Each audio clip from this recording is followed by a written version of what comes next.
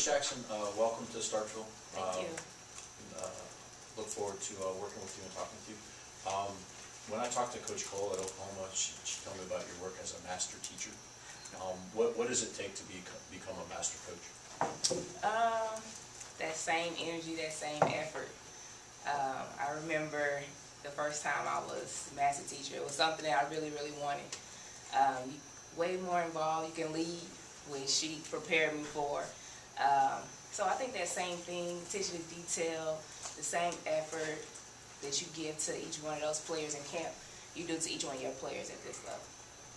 And what was the reason why you wanted to come to Mississippi State and work for the Secretary of Defense? First of all, I love defense, and you know, he was the Secretary of Defense at Texas A&M, and I remember those days of playing against his defense and just the energy that they had. And you know, talking to Coach Schaefer, he has a lot of energy, and you can see his passion for the game and his players through his conversation. Great man, and in this business, it's always about the people. And if you can find, you know, the right people to be around, it makes every day great.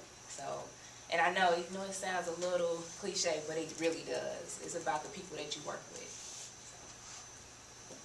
Dick, what have you seen out of your freshmen in their first summer going through practice and things? I see freshmen and all that it entails. You know, from our Mississippi kids to our kids from out of state. You know, it's an adjustment being around here in June and July. It's nothing like right now. You know, and so it's a challenge sometimes. And but you know, I've seen them get better in a short period of time. The 2 hours a week that we're able to be on the court with them, I've seen some real improvement with them. And of course, I love who they are. I just love their character. But I love their youth too, and all that brings to the table, good, bad, and indifferent. You know, and so it's exciting to be around those young kids. I think they're all going to impact our program. Maybe some sooner than later, but still, they're all going to impact our program. They're impact kids, and so I think they bring a lot to the table. Last year, there was a lot of talk about the non-conference schedule. How much was that a focal point of the off-season to improve that? Well, it had to be something that we had to address. You know, that was the reason we were told we weren't a 4 seed, which doesn't mean I have to agree with it. I think you diminish our conference by blaming it on our non-conference, and I don't think that's right. I think our conference schedule commands your respect. And certainly we had gone through the rigors of an SEC schedule, finished third by ourselves. But at the end of the day, that's the rules and that's the guidelines, and we got to learn to play with it. So obviously we upgraded our schedule, going to Texas. They'll be in the top 10 when we go there December 2nd. Southern Miss is always a knockdown drag out. Their RPI last year was 76. And then we're going to play South Florida down in Jacksonville at the SEC tournament site, you know, in late December. They're going to be top 10 and may have the nation's leading scorer when we play them. So combine that, you know, our trip to Puerto Rico, you're going to play 3 quality opponents in Florida Gulf Coast, Western Michigan, and SMU. So we've got a good schedule. So we'll have to be ready to go. What's kind of your impressions of Coach Dietz over the summer, and talk about some of the gains that some of your players have made? Well, again, he's somebody that is an attention to detail guy. He's passionate about what he does in that room. He's demanding, which I like, and so you know, I think he's come in. I think our kids have embraced the change that's come with him, because it's quite different, and that room's quite different. If you go in there now, there's hardly a machine left that was in there when he got here. It's all state-of-the-art equipment. There's stuff arriving daily. You know, I made the comment the other day, I don't see a lot of weights in that room. What, you know, are y'all getting, you know, what's going on in there, and do you feel like you're getting stronger? And the answer is yes. It's just a different way of doing things. So, you know, he's excited about being our strength coach. I know Coach Allen is really excited about his addition to our programs, and I am as well. In the spring, you said you weren't really worried about center, and I'm guessing Tierra was probably one of the reasons behind that. What kind of impact do you think she can make as a freshman, especially with her size? Well, I mean, 6'7", you either are or you aren't. You know, you can't coach size, and she's 6'7" with a wingspan of a 7-footer. So she takes up a lot of space in there. I did a little drill with them yesterday, and when I say I was involved in it. And, you know, she checked me coming across the lane. I'm glad she did it gently because, you know, she's got some real strength, and she's got obviously a great frame. And I'm telling y'all, if we're going to compete with the upper echelon in this league, you've got to have that 5 position is real important.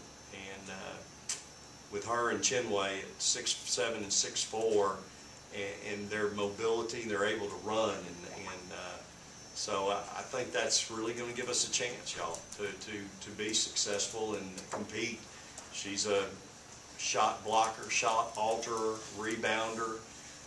I don't want to put any pressure on her to score. If she'll block shots, rebounds, and be a presence for us, she's going to impact our team, you know. And doesn't have to worry about scoring per se, other than, hey, get 2 or 3 stickbacks a night, put them in, and help us on the other end, and you're impacting our team. We got a lot of people that can score, I think. So, real excited about her addition to our program. What have you observed from Coach Jackson and the way that she's interacted with the players? Well, I think she's everything I was looking for. I'm really proud of my patience. You know, I took 3 months. I'm typically not very patient, and I took 3 months in trying to identify and find what I felt like was the fit that we needed. Anybody that knows me now after 3 years and knows my staff, you know that we truly really our family.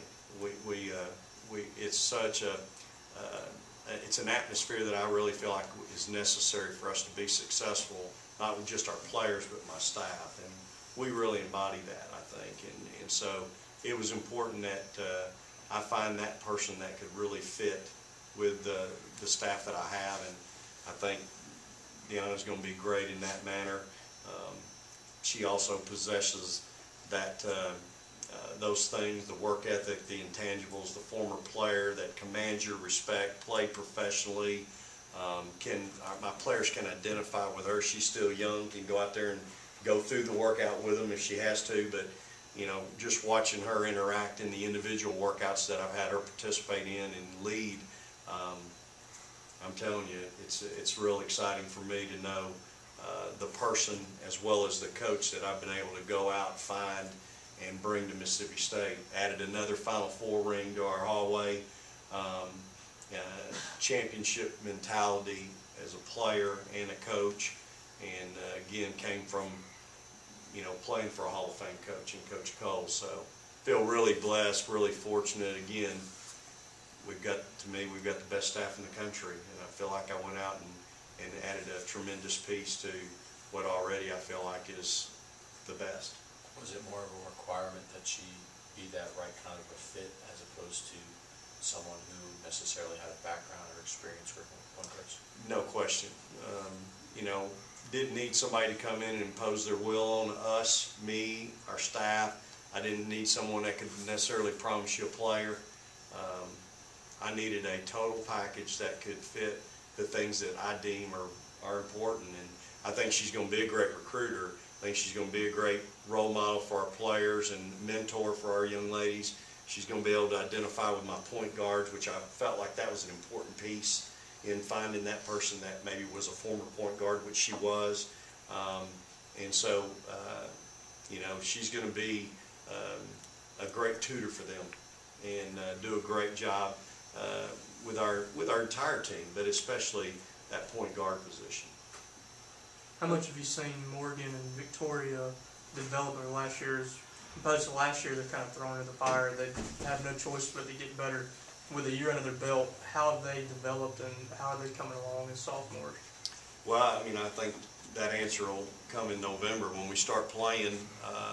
I've named Morgan a captain 2 days ago. We'll vote. We haven't had a captain in 3 years previously that I've been here, per se, someone named. Because I think it's more than just having the C on your jersey or being called that. I think you've got to wear that responsibility. And up until now, I'm not sure, I felt like I was comfortable with somebody that could wear that. And with Morgan, I really feel like she can do that. I think she commands your respect. I think her teammates respect her on and off the court for what she does, how she handles herself. So Morgan has earned that right to be our captain. And so they both, are going to be sophomores and both going to be, counted on. Obviously, you're talking about your leading scorer returner in Victoria. You're talking about your point guard that played more minutes than the other point guard at that position last year, even though she didn't start. So they're both going to be very, very important to us. I'd like to see them continue to work and get better. Every day they've got to continue to work hard, and so we'll see what their sophomore season brings. But I'm going to need both of them to be really, really good. Which players made the biggest improvement, maturation? Probably Bree. I've really challenged Bree. I'd really like to move her and let her play some three. And she's worked awfully hard on her ball handling skills, on her shooting in that regard. And so I'm really pleased with her. And she's probably made the most improvement, I'd say, of anybody. And I think if you talk to Bree, she'd tell you she's a little disappointed in her sophomore year. I'm not, but I think she'd tell you she was. And so she's wanting to have a great junior year, and I think she's going to have a great junior year. I think my whole staff thinks Bree's going to have to be a really important piece to the puzzle for us, and quite frankly, I need her to. But if I can get her where she can play two positions, it's really going to help us, because I think we've got some other kids. I'd like to see Sharice play a little bit of four. She's too athletic to be stuck either behind Chinway or behind Chinway and T. She just does a lot of things right now. She's looking good in individuals, so if I need to play her at some four, and that's what we're going to do. And how does that open, if Bree's more in a three position, how does that open up other possibilities for other kids at four? Well, it absolutely does, because I got 4 players. And so you move Bree out of there, now you got Lacaris, Katera, and then Jazz. You got three really good options there. Some kids that can score the ball. Reese might be a little bit better defensively than a couple of those kids. Katera's always going to be a great defender. She can be smart. She's going to play hard for you. So it'd be good competition, I think, still there. But it just gives you another option, I think, more than anything. When does practice start, Coach, and what do you want to see out of your players? Well, we can't practice. Our first official day is October 4th. We have to, we get 40 days this side of our first game, of which you can only practice 30 days. So you got to take 10 days in there. Well, I don't like practicing 2 or 3 days and having to take a day off. So typically I take a few days off on the front end. And so we may take 1 or 2 days on the front end. And then I'm big on trying to give my kids a weekend day off at some, every week that I can, whether it's a Saturday, a Sunday, or both days. So, we're fixing to start conditioning September 8th, 6 a.m. And they'll be in that for a solid month of 6 a.m.s on Monday, Wednesdays, and Fridays. And then once October gets here, you're asking those kids to go from 8 hours a week that we can ask of them now to 20 hours. It's a big jump, especially for those freshmen. So, and by the way, we want them to be student athletes, and so we're fixing to be in it to win it, no doubt about it. Any other questions?